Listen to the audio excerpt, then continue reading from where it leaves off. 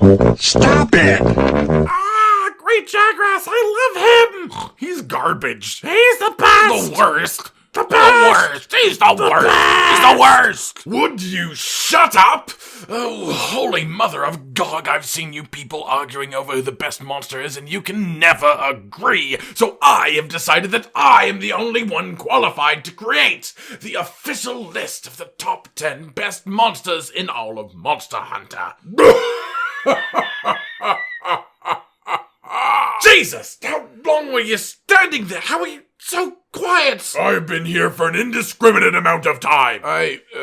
Alright then. Ladies and gentlemen, it's the day you have all been waiting for. The day where I don't mention your favorite monster and you decide you literally hate me forever. I am so lonely. Anyways, this list has been a long time coming, so let's dive right in with Number 10. Ouya. This lovable little scamp is probably the cutest idle animations of any monster in world. Him drinking water, running with the egg, eating it, and then just taking a nap because he's tired is just a beautiful thing to watch. His fight is simple in a lot of ways, but actually sort of interesting. Him essentially arming himself with a rock that works both as a weapon and a shield is an awesome little mechanic, and for a monster that doesn't even rank high enough to get a version above high rank, meaning not even a tier 1 tempered, having a mechanic that alters the fight that severely is fantastic. He is an absolute bird brain in the best of ways. His personality is brilliant, and for his place in the game, his fight is wonderful. Number 9. Yes, Queen. Oh, the Celtuce Queen. Woman, you embody what I want an insect monster to be. When I first saw the regular Celtuce, I was practically blown away. I loved the idea and it was so cool, but it wasn't until this scorpion tank slowly waddled into my life that I realized the best that insect-type monsters could be. Using each other and taking advantage of a sort of hive mentality, the Queen Celtuce with the lowly Celtuce worker creating, as far as I'm aware, the only monster in all of Monster Hunter that always comes with a partner. Even if we stopped there, that makes Celtuce Queen a wholly unique monster, always forcing you to be in the zone with two monsters, but then, of course, they combine together into an enhanced version of both of them, unlocking access to brutal charge attacks, combining both of their strengths, and even fucking helicopter team antics to knock you off your game. The Celtuce Queen as a concept is brilliant and game-changing, and it is also visually stunning on top of that, and for this, I happily give the Celtuce Queen her spot. Number 8. Up in the sky, look! It's a bird! It's a plane! No, it's an octopus! Yamasuka, ladies and gentlemen, had to be on this list. Now, I had a lot of reservations about including him due to the fact that I've never fought one, but there just becomes a point where you love the concept of a monster so much that it doesn't matter. What I'm saying is Yamasuka as a concept is my 8th favorite monster. The fight could only make him have a higher place on this list, but how can you not love him? He's an octopus the size of a small mountain that floats like he's full of helium. He has an ecosystem on his back that actually supports life. He has hilarious lung capacity. He has spiked tentacles and fucking human teeth. There are few times in my life that I have laughed harder than the moment that Yamasuka was explained to me, and I would happily spend every moment of my life just looking at him because he's fucking great. Number 7. What the hell happened there? Yep! Oh! Oh! Touted as one of the hardest monsters in the series, RageGaming lives up to every ounce of hype anyone has ever built around him. He's a monkey, which is already bonus points as different shapes are exciting, but he's a monkey with massive muscles. Massive muscles which he makes much use out of by smacking down every hunter who passes. Lore-wise, this guy literally chases down and eats Kirins, you know, the fastest light elder dragon whose lightning is so powerful it can fry the eyebrows off of your face without damaging you at all, while not even looking at you. When RageGaming goes in rage mode, he gets a set of sick tattoos with matching spiky hair, essentially just making him everything I thought was cool when I was 10 years old, but in a way that made me think it was still cool now. His fight is punishing as quick as hell. He's also got lasers and rocks. His aesthetic is completely unique, and as far as the lore goes, he just absolutely kicks, punches ass. Number 6. Rust Razor Senator. I wanted to make a point of not including any deviants on this list because most of them have only slight changes, and the ones who have more major changes are very, well, difficult to explain logistically. Rust Razor Senator is the exception to both of those rules, as his fight is radically different from Shogun Senator, and the explanation for these changes is not only believable, but absolutely awesome. Just a regular, slightly heat-resistant crab taking a walk one day comes across a Glavenus skull. Having seen a Glavenus fight before, adds the skull to his collection, and uses it to sharpen his own claws and augment its physical attacks in amazing ways. On top of that, it has the downside of its claws becoming rusty if unsharpened for too long, which is really cool to see. Most monsters, when deviantified, only gain positives. The Rust Razor had a price to pay for its newfound power, and for its initial design and just how ridiculously better the fight is in comparison to regular Shogun Senator, Rust Razor gets his spot on this list. Number 5. Dwayne Johnson. Gravios, the other rock. And of course his baby version, Basarios. Being that one grows into the other, it only felt fair to let them share the spotlight in this matter. Basarios survived mostly by just pretending to be rocks. Just let that sink in. How awesome is that? These guys somehow managed to grow a hide that is essentially made of rock. They just found it out there and thought, hey, this stuff's pretty hard to break. I guess I'll just evolve to have this as my skin. But then again, that is how Gravios must have worked the entire way up, isn't it? After all, between his forms, it has access to lasers, missiles, poison, blast, sleep, you name it. This is a creature that somewhere along the line literally worked out how to control its own evolutionary traits. And honestly, we're probably running out of time before they evolve to become immortal and take over the world. Honestly, Gravios is just one of the coolest creatures to me. I love nature, especially from an aesthetic point of view, and this guy is just made of altered nature. He has a million hilarious and cool tricks up his sleeve, and he has a child who hides in the ground to avoid predators. Oh, and they roll around on the floor to try and hit you, because they're just the most lovable thing in the entire world. Number 4.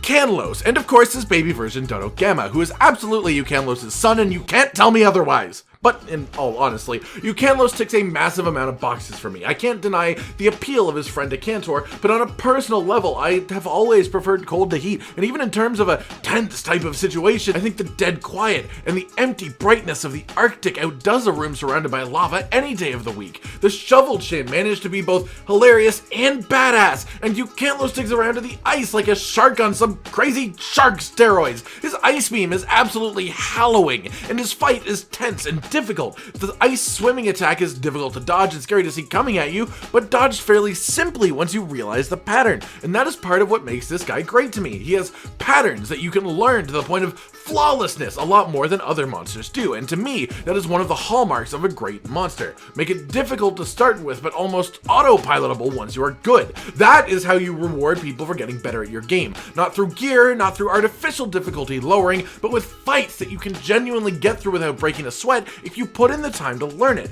That considered, on top of just how aesthetically pleasing Can Lowe is as a monster, puts him directly in his spot on this list. Number 3. Nargacuga.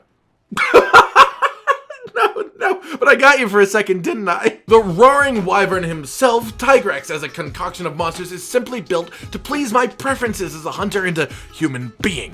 Like Can Lowe, who I just mentioned, Tigrex's fight and attack patterns are entirely learnable, and he becomes almost more of a timing or rhythm game by the end of it, which puts him high up in my books to start with. But then, on top of that, he's based on a T-Rex, which if you couldn't tell based on me being called Cotton Dinosaur, are something that I quite like. But then, he also solves the problem of T-Rexes by having those massively long arms that he has no fucking business having, and he has no problem using them to fuck you up. His roars deal damage, which, while painful to experience firsthand, is just the coolest idea, and actually watching him do it with his flappy ribcage and everything is simultaneously funny and so threatening. His non-stop charging mentality creates just this aura of danger all around you, and you feel like you can never take your eye off of him, never stop anywhere to heal. Now, I did consider bringing in Grimclaw Tigrex to sub for this one, however I realized the only only reason I would do that is because he is notably bigger than normal Tigrex, and I have an inexplicable love for bigger Tigrexes. Honestly, if I didn't feel like it would be cheap, it would be Extreme Grimglaw Tigrex, entirely because of the size, and because that's almost an actual T-Rex's size. Anyways, between the beautiful and unusual orange and blue coloring, the relentlessness of his attacks, the learnability of his fight, and the general concept behind him, Tigrex is just one of my all-time favorite monsters. Number 2. What? What?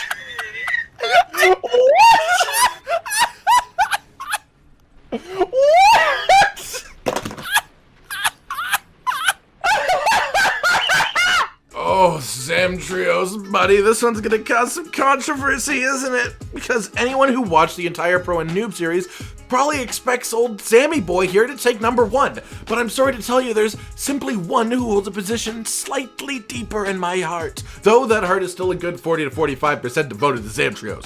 First point of note is that Zamtrios is a shark. Yes, I am one of those basic bitch humans who think sharks are cool, because guess what? They are. They're sleek little beady-eyed sea devils with rows upon rows of sharp teeth, and yet in reality they're some of the cutest and non-threatening things if you know how to handle yourself around them. Zamtrios has that going for him. He swims through the ice like Can Lowe, but on a bit smaller of a scale. However, unlike Can Lowe, Zamtrios here has a couple of altered states. His first altered state, which he enters upon enraging, is his absolutely enthralling ice sculpture mode, which is definitely his official title. He covers himself in ice armor that he can also take advantage of because he's also, of course, cosplaying as the Narwhal. When he is tired of this, however, Zamtrios can enter his final and best form, big bouncy ball boy mode. He literally inflates his rubbery shark skin just about as far as he can manage, and then he uses his newfound buoyancy to chase you down, either through rolling or bouncing or even just mass ejecting balls of snow at you. His face is gorgeous, his body is voluptuous, his moveset is awesome, and he feels like a genuinely unique fight.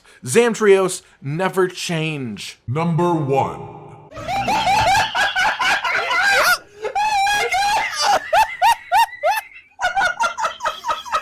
He tail blades.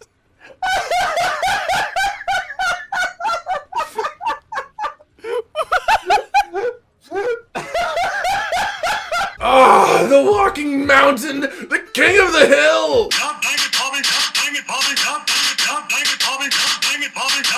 What on earth? Anyways, Duran Burrows is my favorite monster. My initial reaction to him, as you saw, was absolutely crazy. I thought he was amazing on first glance, but the reason he sits in this spot is how consistently he makes me happy. Zamtrios' initial inflation was probably my favorite singular moment playing Monster Hunter, but once you see it for the 20th time, it loses just a bit of his magic. Duran Burrows, however, never loses a touch of magic, and if anything, becomes more and more fantastic every time you fight him. He's massive, and you know I love me monsters that are imposing simply based on their size. He's made out of them nature parts I told you I love back at Gravios. He has a hammer tail that he uses to propel his momentum and attack you with his entire body weight because he's absolutely brilliant. And while he's doing all of this, he just has this look of peace and tranquility plastered all over his face while he literally becomes a helicopter in an attempt to crush you like the tiny insect you are on the windshield that is his day. His fight patterns are pretty well learnable. His colors are pleasing to see. He is some sort of mix between a bull, a camel, a dinosaur, and an actual piece of land someone dug up out of the ground with a shovel. And he is beautiful. Inside, outside, all around. Duran Burrows, I worship you as my Monster Hunter god. Hashtag fuck Fatalis. Alright, ladies and gentlemen, I've been Cotton Dinosaur, and this has been my list of the top 10 best monsters in all of Monster Hunter. Like if you liked the video, subscribe and hit the little notification bell for more, and most importantly, ladies and gentlemen, until next time, stay sweet.